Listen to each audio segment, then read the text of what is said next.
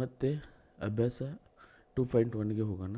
ಅದರಲ್ಲಿ 5ನೇ ಲೆಕ್ಕ ಯಾವುದಿದ್ರೆ 7/10 ಪ್ಲಸ್ 2/5 ಪ್ಲಸ್ 3/2 ಅಂತ. ಈಗ 5ನೇ ಲೆಕ್ಕ 7/10 ಅಥವಾ 7/10 ಪ್ಲಸ್ 2/5 ಅಂದರೆ 2/5 ಪ್ಲಸ್ 3/2 ಅಂತ. ಈ ಲೆಕ್ಕವನ್ನು ಬಿಡಿಸೋಣ ನಾವು. ಮೊದಲಿಗೆ ನಾವೇನು ಮಾಡಬೇಕು, ಕೊಟ್ಟಂಥ ಲೆಕ್ಕವನ್ನು ಬರ್ಕೋಬೇಕು. ಫಸ್ಟ್ ಸ್ಟೆಪ್ಪು 7/10 ಪ್ಲಸ್ 2/5 ಪ್ಲಸ್ 3/2 ಹೌದಾ, ಈಕ್ವಲ್ ಟು. ಇಲ್ಲಿ ಏನಾಗಿದೆ ನೋಡ್ರಿ, ಇಲ್ಲಿ 3 ಭಿನ್ನರಾಶಿಗಳನ್ನು ಕೂಡಿಸ್ಬೇಕು.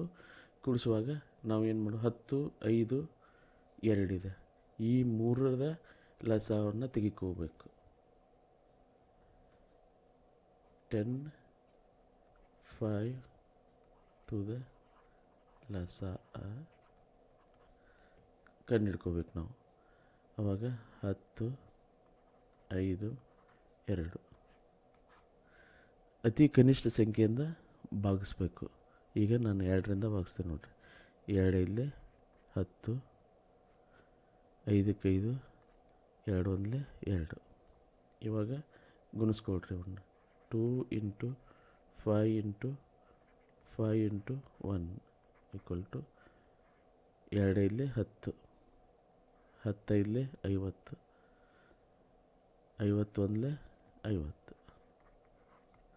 ಅಂದರೆ 10, 5 ಮತ್ತು 2ರ ಲಸ ಏನಾಯಿತು, 50 ಆಯಿತು. ಹೌದಾ. ಈಗ ನಾವೇನು ಮಾಡಬೇಕು, ಒಂದು ಅಡ್ಡಗೆರೆಯನ್ನು ಹಾಕ್ರಿ. ಈಗ ಲಸ ಎಷ್ಟು ಬಂತು, 50 ಬಂತು. 50ನ್ನು ಬರ್ಕೊಡ್ರಿ. ಇನ್ನೇನು ಮಾಡಬೇಕು, ಮೊದಲ ಭಿನ್ನರಾಶಿಗೆ ಹೋಗಬೇಕು. 10ನ್ನು ಓದಬೇಕು. ಎಲ್ಲಿವರೆಗೆ, 50 ಬರೋವರೆಗೆ. ಅಂದರೆ 10, 10 50. ಮತ್ತು 2ನೇ ಭಿನ್ನರಾಶಿ 2/5ಗೆ ಹೋಗಬೇಕು. 5ನ್ನು ಓದಬೇಕು. ಎಲ್ಲಿವರೆಗೆ, 50 ಬರೋವರೆಗೆ. ಅಂದರೆ 5 10 50. ಆಮೇಲೆ 2ನ್ನು ಓದಬೇಕು. ಎಲ್ಲಿವರೆಗೆ, 50 ಬರೋವರೆಗೆ. 2 25. ಹೌದಾ. ಈಗೇನು ಮಾಡಬೇಕು, ಓದ್ಕೊಂಡಾದ್ಮೇಲೆ ಇವೆರಡನ್ನು ಗುಣಿಸ್ಕೋಬೇಕು.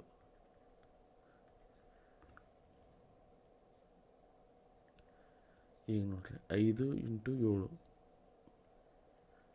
35 ಪ್ಲಸ್ 12 20 ಪ್ಲಸ್ 25 3 75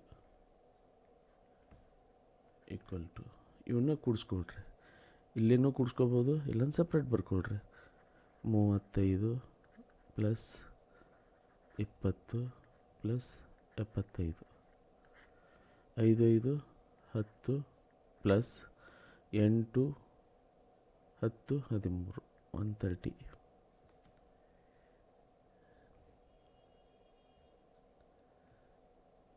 $130/50 ಬಂತು.